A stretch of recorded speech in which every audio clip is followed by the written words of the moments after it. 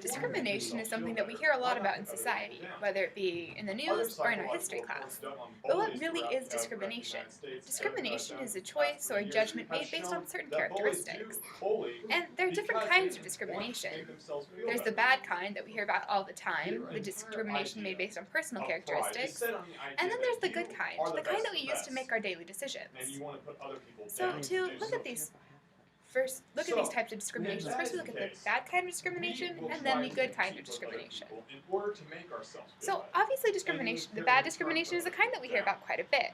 The kind that makes people treat others differently because of their race, their gender, or their religion. There are obviously many different examples of just this kind of discrimination throughout history and in modern days. The first example that we can look at is Nazi Germany. In Nazi Germany, people were discriminated against because they were Jewish. And this discrimination led to some very serious problems in society, from the murder of millions of people to the dehumanization of these people, which is obviously a very bad side effect that we can see of discrimination.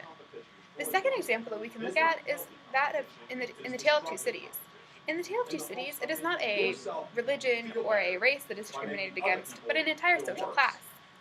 The Tale of Two Cities takes place during the French Revolution, where after years of being discriminated against based on lack of social standing, people rise up against the nobles and kill thousands upon thousands of people. So we see that discrimination is not only bad for the people who are being discriminated against, but the people who are discriminating against that group of people. Second, we can look at the good kind of discrimination.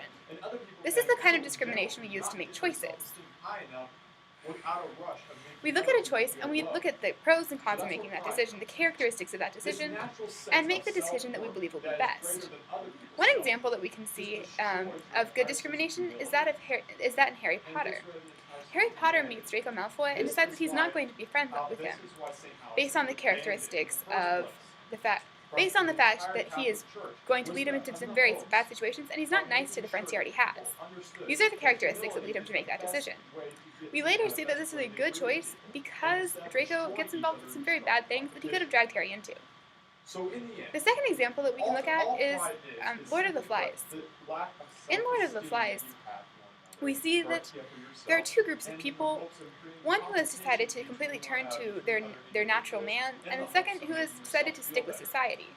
Those who stick with society had the option to let society deteriorate, but instead, based on the characteristics of that decision, decided to maintain society, and this helps them to remain somewhat safer than the other people on the island.